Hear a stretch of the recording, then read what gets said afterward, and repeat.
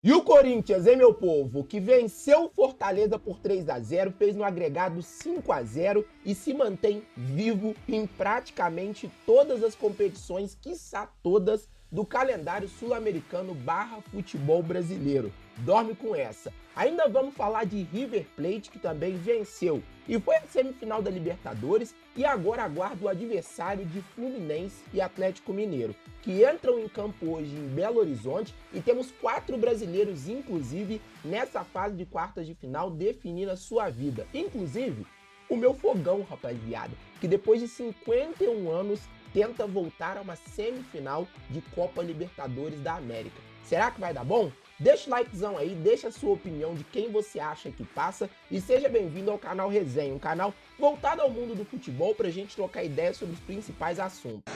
E quem diria há um mês atrás que o Coringão seria semifinalista da Copa Sul-Americana? A equipe do Parque São Jorge volta a uma semifinal da competição, que seria ali uma das principais do calendário da América do Sul, depois de um 3-0 acachapante em cima da equipe do Fortaleza, do técnico Vojvoda. Romero, Coronado e Pedro Henrique marcaram para a equipe do Timão e ainda teve assistência do Depay. E assim, galera, sendo muito franco com vocês, manos, pra mim, o Corinthians chega com uma força absurda para essa etapa de semifinal. Eu sempre digo pra vocês que tem alguns times do futebol brasileiro que eles são ali imortais a nível de apoio, né? E o Corinthians é uma dessas equipes. Jogando dentro da arena é uma coisa que é absurda, rapaziada. Eu falo por mim como botafoguense que às vezes sinto falta dessa questão da torcida empurrar a equipe a vencer, mesmo em jogos que às vezes estão difíceis, mesmo em jogos que a equipe tecnicamente não rende, só que talvez, galera, é isso que premia uma grande torcida do futebol brasileiro numa semifinal e num jogo como esse, né? O Corinthians ali literalmente amassou, jogou uma partida ali na primeira etapa que foi bem sólida, né? O Igor Coronado voltando a jogar muita bola, voltando na realidade não, né? Apresentando de fato que talvez seria ali o futebol que todo mundo esperava dele quando ele veio do Al-Ittihad. Já o Romero, galera, o grande artilheiro da Arena Corinthians. E talvez a gente nem tenha noção do tamanho do Romero dentro do Corinthians, mas a gente já pode dizer, rapaziada, que o Romero tá caminhando a passos largos aí para entrar entre os maiores ídolos aí da história do Timão. Até porque em vários momentos que o Timão esteve ali, ou na Pindaíba, ou em momentos muito felizes, esse cara apareceu para decidir, para resolver. Por mais que em alguns momentos acaba ali pecando um pouco tecnicamente, entre outras coisas, né? Falando em técnica, rapaziada, o próprio Yuri Alberto, que é muito questionado aí pela torcida do Timão, vem cada vez mais aí melhorando, né? Vem cada vez mais deixando de ser meme, e isso é muito interessante. E agora o Coringão, galera, ele espera o adversário, se eu não me engano, de Racing e Atlético Paranaense, que jogam amanhã. Pode ser que o Corinthians talvez pegue brasileiros até nas semifinais e na final, né? Até porque o Cruzeiro, se eu não me engano, tá no outro lado da chave. E agora também, eu acho que o Corinthians tem que voltar a atenção para o Campeonato Brasileiro, porque a situação não é nada agradável, né? E logo no final de semana, rapaziada, a pressão já aumenta, porque tem um clássico, e clássico talvez, galera, que pode valer muita coisa, até porque o São Paulo também decide a sua vida na competição ou numa competição sul-americana no dia de hoje, mano. Pega o meu Botafogo. Se o São Paulo sair eliminado, talvez vai querer brigar ali por uma vaga ou numa pré-Libertadores ou na Libertadores e talvez não vai ter interesse em perder esse jogo ou negociar resultado com o Corinthians lá no Morumbis não, rapaziada. Então assim, eu acho que o Corinthians agora, galera, deve esquecer talvez essa euforia de Copa Sul-Americana e voltar, rapaziada, a atenção toda pro Campeonato Brasileiro, pois essa 17ª posição aí, galera, não tá legal não, até porque se você olhar a tabela, rapaziada, a tabela tá bem equilibrada. E assim, por mais que o Corinthians talvez ele esteja se recuperando, se reforçou bem na janela, eu acho que o sinal de alerta deve ser ligado, porque a partir de agora vai faltar mais ou menos 10 rodadas pro Brasileirão acabar. Mas enfim, galera, resultado muito positivo, Corinthians muito favorito aí nessa fase final da Copa Sul-Americana.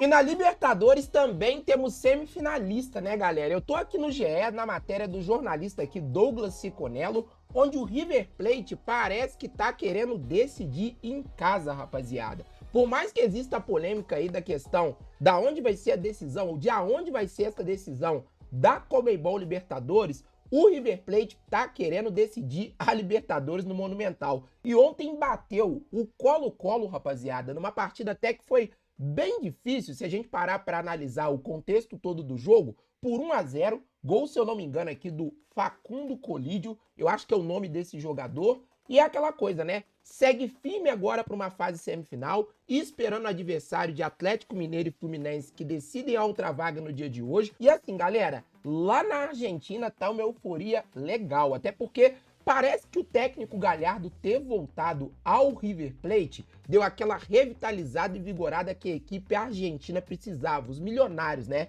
Digamos assim.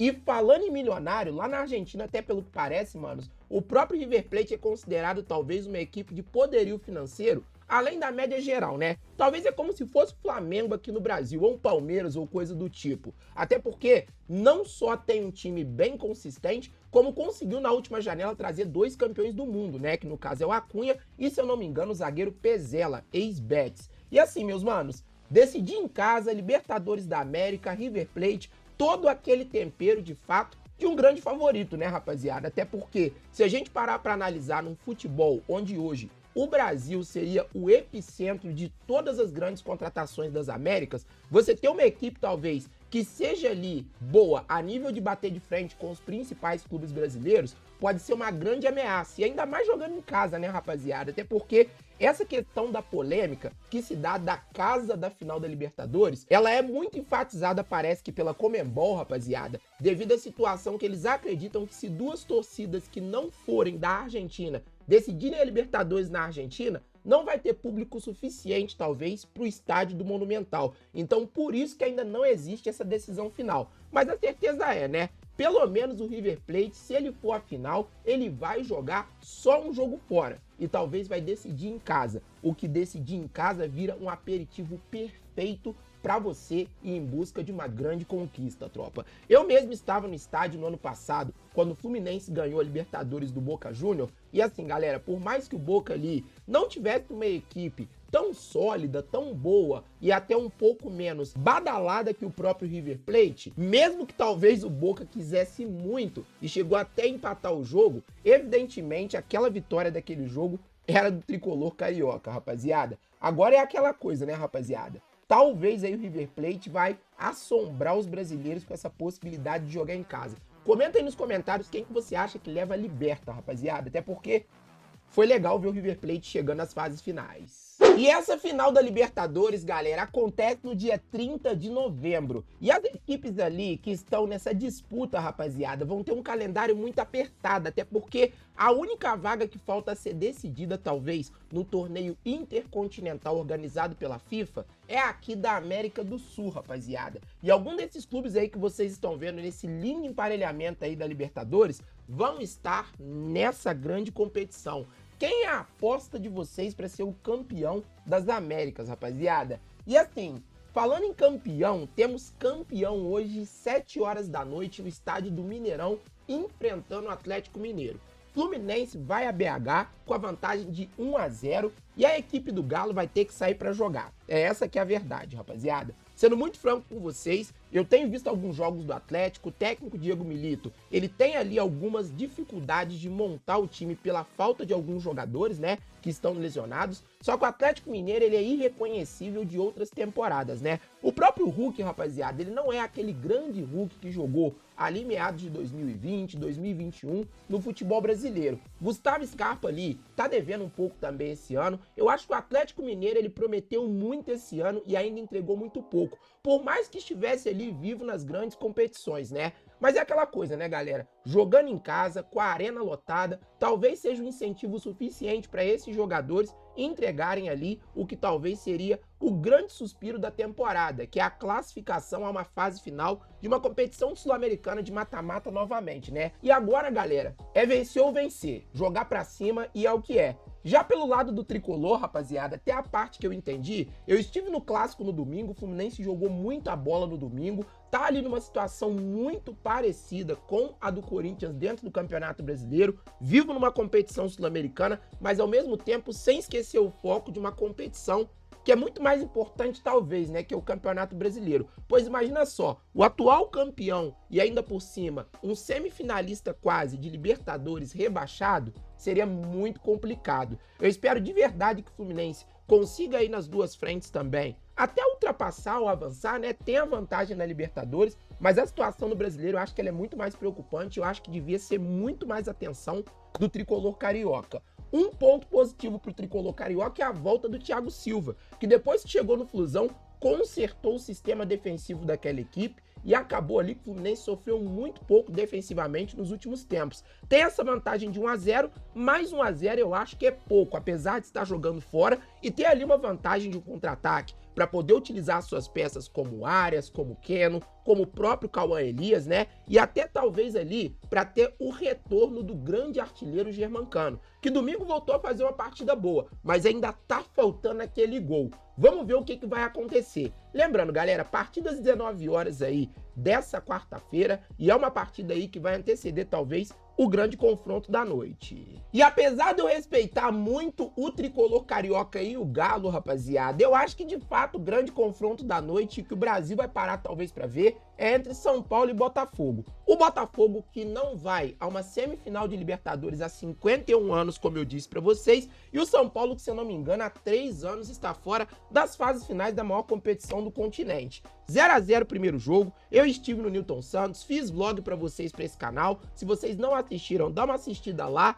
E assim, galera, a única coisa que me preocupou aquele dia, rapaziada, foi a quantidade de gols que o Botafogo teve a seu favor como gols produzidos e não concluídos, do que necessariamente o jogo em si. Pois o jogo foi volumoso, o Botafogo conseguiu dominar ali no primeiro tempo, no segundo tempo caiu um pouco, né? O São Paulo teve uma grande chance ali com o Caleri, mas o Botafogo foi o grande time daquela partida, tá? O Botafogo jogou como protagonista e até me preocupou quando eu olhei de fato aquele jogo, até porque São Paulo, pra mim, eu cresci com São Paulo sendo protagonista de Libertadores. E eu achei muito pequeno o jogo que São Paulo fez por ali. Mas é aquela coisa, né, galera? Jogo de mata-mata é estratégia, rapaziada. E talvez o Zubeldia foi ali pro Rio pra sofrer a pressão, pra poder segurar o empate, talvez, e vir pra São Paulo e tentar decidir. Pois a última vez que as duas equipes se encontraram em São Paulo, foram 2-2. Onde Tiquinho Soares, se eu não me engano, deu uma assistência pro Cuiabano, fez um gol, se não me engano, eu acho que o último gol do Tiquinho Soares, eu posso estar errado, foi naquela partida contra o São Paulo. E assim, galera, naquele dia eu vi um São Paulo muito forte jogando em casa. E eu acredito que o São Paulo hoje tá escondendo o jogo e vai pra cima do Botafogo pra tentar de qualquer maneira decidir. O ponto positivo, rapaziada, dessa situação do São Paulo querer decidir em casa é que São Paulo tem um retorno muito importante, rapaziada, desse cara aqui, ó, Luciano. Vinha jogando, se eu não me engano, essa jovem promessa aí, o William Gomes. São Paulo que inclusive perdeu pro Inter em casa no último final de semana, né? Ali pelo Campeonato Brasileiro. E a torcida cobrou a equipe, né? Falando que a decisão era hoje, no jogo de quarta-feira. E a provável escalação de São Paulo, no caso aqui, galera, ó, é Rafael, Rafinha, Arboleda, Alan Franco, Wellington, Luiz Gustavo, Bobadilha, Wellington Rato, Lucas, Luciano e Caleri, rapaziada. Sendo que o William Gomes pode entrar no lugar do nosso gloriosíssimo Luciano, que é um baita jogador. Gosta de jogo grande, inclusive, tá? E se eu fosse dar um palpite, galera, pra esse jogo, eu ainda acho que o Botafogo talvez passe, rapaziada. Mas não vai ser um jogo fácil. E ainda acho, dependendo, galera, mesmo meu palpite sendo do Fogão,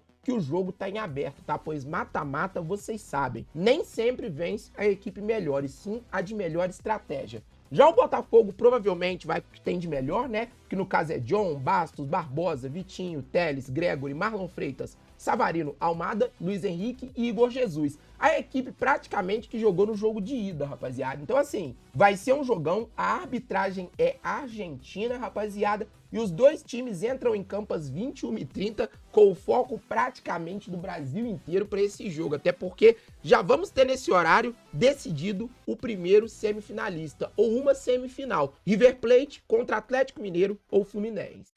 Mas no caso é isso, rapaziada. Comenta aí nos comentários a sua opinião sobre tudo que foi falado nesse vídeo. Lembrando que o Flamengo vai ao Uruguai amanhã enfrentar o Peñarol. Vamos fazer talvez uma live aí pós-jogo pra gente falar sobre essas quartas de final da Libertadores e também pra falar sobre esse jogo do Flamengo, que assim, galera, vai ter que suportar talvez uma pressão absurda. Eu acho que talvez, galera, dentro de, sei lá, nos últimos 4 anos, vendo o Flamengo aí hegemônico, multicampeão, talvez é o momento que eu vejo o Flamengo mais enfraquecido nesses últimos anos, rapaziada. Principalmente por conta de coisas que podem ser o extracampo, que pode ser ali talvez de um elenco que talvez possa estar desgastado e até de um técnico Tite que de fato ainda não conseguiu colocar esse Flamengo nos eixos, pois com as peças que tem, rapaziada, é algo bem questionável. E além disso, manos, a ausência do Pedro eu acho que tá pesando bastante pro Mengão. Mas eu ainda acho que dá Flamengo contra o Peñarol. Mas o Flamengo vai ter que jogar muita bola para tirar esse resultado.